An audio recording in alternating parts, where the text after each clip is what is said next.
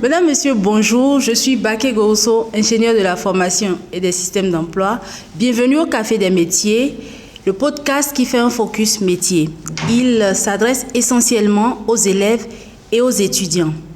Ensemble, nous allons découvrir un profil, un parcours, des conseils qui vous aideront à mieux structurer votre projet professionnel et à mieux penser vos choix de parcours. Aujourd'hui, nous recevons pour vous Sefa Pokanou. Sefa, bonjour. Bonjour, bonjour. Comment te portes-tu? À merveille. Et toi? Je vais super bien. Merci d'avoir accepté de venir sur ce podcast pour partager ton expérience avec nous. La première question que nous avons l'habitude de poser ici, c'est que fais-tu dans la vie? Je suis pharmacienne et cosmétologue. Que fait une pharmacienne? Le pharmacien, c'est le spécialiste du médicament et des produits de santé. Donc, il intervient dans tout ce qui a trait aux médicaments, notamment la production, le contrôle qualité, la distribution en gros, la dispensation, le suivi des traitements et tout ce qui concerne les médicaments globalement. Le pharmacien travaille où? Le pharmacien travaille en dehors de l'officine parce que souvent quand on dit pharmacien, les gens demandent automatiquement dans quelle pharmacie tu travailles.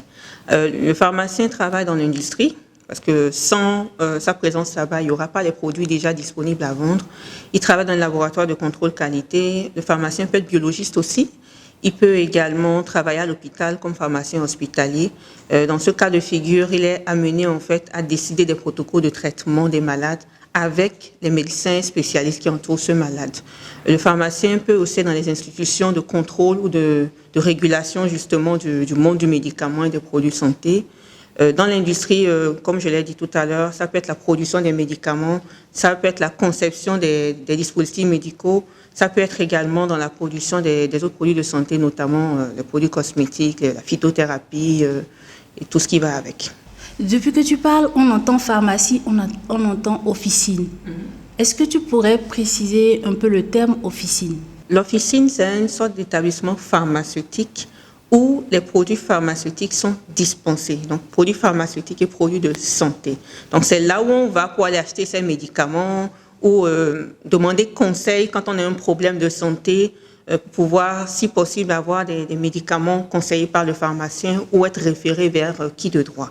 Donc, c'est un établissement dédié à la dispensation, au conseil des patients et en même temps à l'accompagnement général vers le spécialiste, je dirais, qui est adéquat à votre problème de santé. Voilà. Est-ce que toutes les personnes qu'on voit dans une officine sont des pharmaciens? Du tout. Okay. Déjà, pour ouvrir une pharmacie, il faut être docteur en pharmacie. Ça, c'est incontournable. Avoir un diplôme d'État en pharmacie. Il peut y avoir, on a de plus en plus l'obligation d'avoir un pharmacien, au moins un pharmacien assistant, qui puisse coordonner les activités au comptoir. Mais le reste des personnes, en dehors des pharmaciens assistants et du pharmacien titulaire, ce sont des agents de comptoir qui soit ont été formés dans une école spécifique et soit ont été formés sur le tas. Mais de plus en plus, c'est plutôt la formation spécifique qui domine le marché. Je pense qu'avec le cursus, tu as dit docteur en pharmacie, tu aurais pu être médecin. Oui, justement. Pourquoi la pharmacie? De vous avant pour la petite histoire, depuis toute petite, je voulais être médecin. Ça a commencé comme ça. Je simulais même les piqûres. Il y a un parent aucun parent dans le métier. Aucun parent. Mais j'aimais bien prendre soin des gens, aider les gens à mieux prendre soin d'eux. J'étais curieuse quand il y avait un médicament à prendre. Je dévorais tout le temps les notices et tout ça. Mais à partir d'un certain âge, j'ai commencé à me poser la question de savoir, mais si je suis médecin avec les gardes et tout ça, est-ce que je peux vraiment, j'accorde vraiment une grande importance à ma vie familiale. Est-ce que je peux vraiment m'occuper de ma famille et sur mes enfants si jamais je me marie plus tard? Donc j'étais dans ce questionnement-là que j'ai confié à ma maman parce que j'échange beaucoup avec elle. Et elle a commencé à se renseigner autour.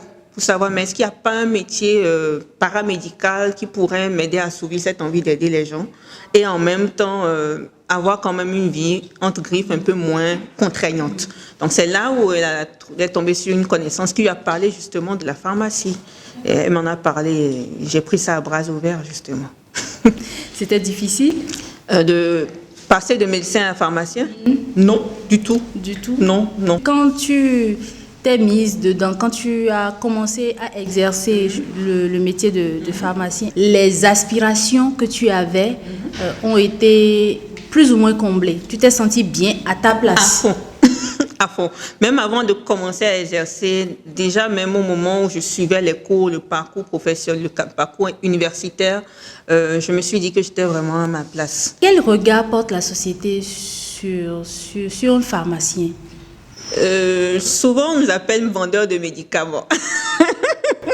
Ah. Carrément. Bon, vu que ici, en Afrique en général, ou bien dans la sous-région, le pharmacien, il est confondu systématiquement à l'officine, on ne se rend pas compte de tout le travail qu'il y a derrière une officine de pharmacie ou tout le travail qu'il y a à faire avant de devenir pharmacien. Parce que à un moment donné, on a quand même un cursus en commun avec les médecins. On fait les stages en laboratoire, on fait les stages dans les services hospitaliers. Il y a beaucoup de chimie, de connaissances scientifiques à accumuler pour pouvoir vraiment, d'un coup d'œil, pouvoir servir le client sans mettre sa vie en danger. Est-ce qu'on peut vivre confortablement en étant confortablement financièrement parlant, parce qu'on parle, quand on parle de métier, on voit aussi tout ce qui va avec l'aisance dans la vie et tout ça. Est-ce qu'on peut être confortable sur ce plan-là en exerçant le métier de pharmacien? Oui, mais moi je vais être un peu plus générale. Tout métier, quand il est fait correctement et qu'il est bien structuré, nourrit son homme. Tout simplement, il faut juste être stratège, avoir la bonne cible, être des fois un peu plus patient, parce que souvent, ça ne vient pas forcément tout de suite. Il faut se construire une réputation, il faut mettre les choses en place, investir et attendre un peu que le marché soit bien habitué à vous pour que ça coule de source. Donc, quel que soit le métier, que ce soit pharmacien, couturier, coiffeuse, vendeur de chaussures, voilà, normalement, quand c'est bien géré, que c'est dans le bon milieu, ça nourrit son homme. Un jeune ou une jeune pharmacienne qui sort de l'école, est-ce que ce qui est recommandé, c'est que cette personne travaille dans une officine, auprès d'un pharmacien déjà établi, ou elle peut se dire, ça y est, je peux y aller? Parce que j'ai cru comprendre que derrière, quand même, c'est une entreprise également. Une officine, c'est une entreprise, et ça va avec... Oui, c'est très réglementé, c'est très carré, je dirais. Non, je ne recommanderais même pas. Je ne pense même pas qu'il y ait cette possibilité-là de sortir de l'école en même temps et de démarrer avec son officine, parce que tout est cadré. Voilà, l'obligation, dès qu'on a son diplôme, l'un des critères les plus importants, c'est de s'inscrire à l'ordre des pharmaciens et de choisir justement son tableau d'activité, parce qu'il y en a plusieurs. Le tableau est spécifique. Il y a le tableau, il y a les officinaux, il y a les industriels, il y a les agents de l'État, il y a les autres. Voilà. Si j'ai bonne mémoire, parce que je n'ai pas pris le temps de bien regarder, mais globalement, on a 4 tableaux d'activité. On devient pharmacien à partir du bac. Déjà, il faut avoir un bac scientifique. Donc, quelqu'un qui a un bac littéraire ne peut pas? Malheureusement, actuellement, sous nos cieux, non. OK. Mais je pense qu'ailleurs, ça peut se faire. D'accord. Voilà. Donc, un bac scientifique. Bac scientifique. Pour rappel, moi, j'ai fait mon parcours au Togo. D'accord. Je suis née là-bas, j'ai grandi là-bas, j'ai fait mes études là-bas. Donc, je vais plutôt être un peu plus habituée à expliquer, mais je pense que c'est le même principe là. C'est d'abord avoir un bac scientifique avec des notes spécifiques dans certaines matières, notamment les sciences naturelles, les maths et les physiques, la chimie, etc.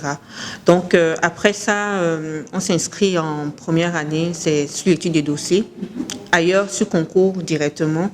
Et après la validation du dossier, vous passez une première année où vous êtes dans un apprentissage général avec une bonne dose de maths, physique, chimie, sciences, voilà. Voilà, histoire de bien embourer. C'est pas pour les gens comme moi, quoi. Histoire de bien embourer le cerveau. Bon, mais ça s'avère toujours utile. Et aujourd'hui, tu as ta marque. Oui, j'ai ma marque. Pure Ethnique. Pure Ethnique. Oui, Pure Ethnique. Qui propose quoi? L'objectif de Pure Ethnique, c'est vraiment de sublimer, de réparer tout ce qui est beauté noire et métissée. Et Pure Ethnique propose quoi et quoi? On propose un peu de tout. Pure Ethnique, c'est un package complet. Ce n'est pas que des produits cosmétiques à consommer. Nous avons démarré d'abord avec des préparations sur mesure. C'est-à-dire, on ciblait des gens qui n'étaient pas satisfaits, en fait, par les produits du marché. J'ai un problème de peau, bien j'ai juste envie d'entretenir ma couleur de peau, mais j'ai essayé plusieurs produits et il y avait toujours un truc qui ne va pas.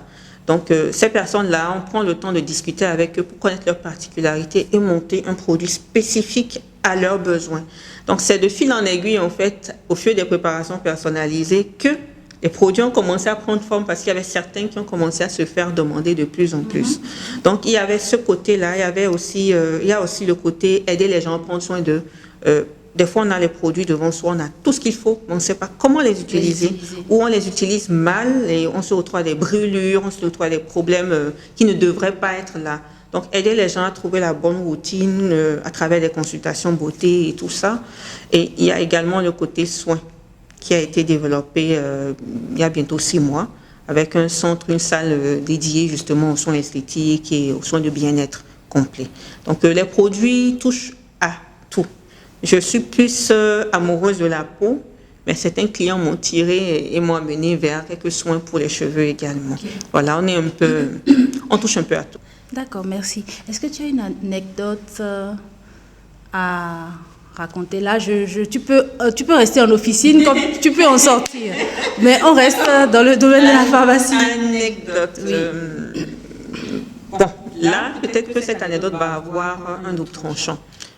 Pour pouvoir sensibiliser en fait les gens, parce que souvent, quand on donne des conseils aux clients, je t'assure que des fois tu regrettes même tes 7 ans de galère.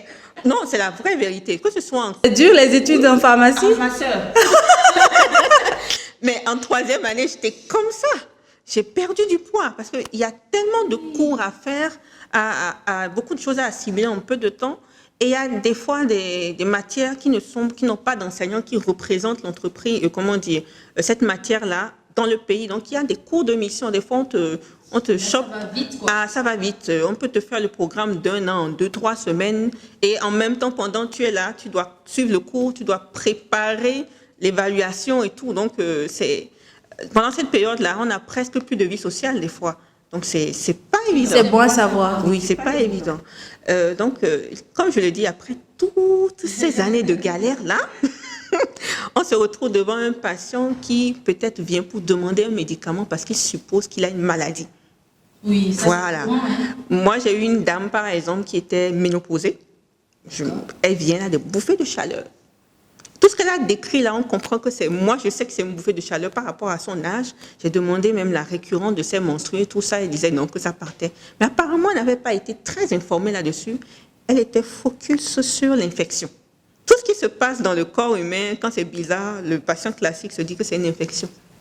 Donc, on essaie de, par A plus B, de lui faire comprendre, mais des fois, on t'envoie bouler carrément. Et toi, tu es qui? Moi, je connais mon corps. Donc, donne-moi mon médicament et je vais partir. Ça, c'est des phrases qu'on entend assez souvent. Et en même temps, il y a une anecdote que j'aimerais partager ici, parce qu'il y a certains patients qui écoutent. Moi, j'ai été vraiment touchée par celui-là en officine. Je pense que j'étais dans ma première année d'exercice. C'était au Togo. C'est un client qui venait avec une toux récurrente. Il venait à chaque fois acheter des antitussifs. Et un client habituel, bien sûr, il prenait à chaque fois. Mais à un moment donné, je me suis dit, ça fait plus de 4 mois que tu gères une toux. Et tu es tout le temps là en train d'acheter les produits. Mais va voir un médecin, parce que ça, ce n'est pas normal. Bon, la première fois, il m'a envoyé bouler. Bon, j'ai ravalé ma fierté. Je suis partie dans mon coin. Mais je me suis dit qu'il ne fallait pas se taire, parce qu'il cachait quelque chose qui n'était pas normal. Donc, peut-être qu'à la 3e fois, j'ai encore réinsisté. Et c'est là où j'ai décidé d'aller voir un ORL. Donc, je l'ai mis en contact avec un ORL. Et après, il a disparu pendant au moins 3 mois. Je n'ai pas compris. Et c'est là, après, il revenait et puis il me disait, mais madame, je vous remercie vraiment. Oh. Je vous remercie vraiment parce que quand vous avez dit, je me suis dit, mais je prends pour qui, mais quand je suis partie voir l'ORL, j'avais un cancer de la gorge qui était en train de démarrer. Donc c'était une sorte de tumeur en fait qui avait potentiel cancérigène. Mais heureusement, elle est allée à temps. En fait, je n'avais aucune idée de ce que c'était, mais je savais juste que ça, ce n'était pas normal. Lui disait qu'il était très allergique, que ça devait aller, qu'il y a des périodes comme ça. Mais finalement, on l'a opéré, on l'a gardé. Et je pense que jusqu'à présent, normalement, s'il n'y a pas de récidive, il va bien. Donc, écoutez vos pharmaciens quand ils vous parlent. C'est compris. Quand le pharmacien dit que je ne peux pas te donner ce produit parce que ce que tu caches là, ça dépasse ce que moi je peux te proposer, c'est qu'il a analysé tous les contours et voit que le risque de te donner ce produit est trop élevé par rapport aux bénéfices que tu auras. Donc c'est un détail qui me tenait à cœur.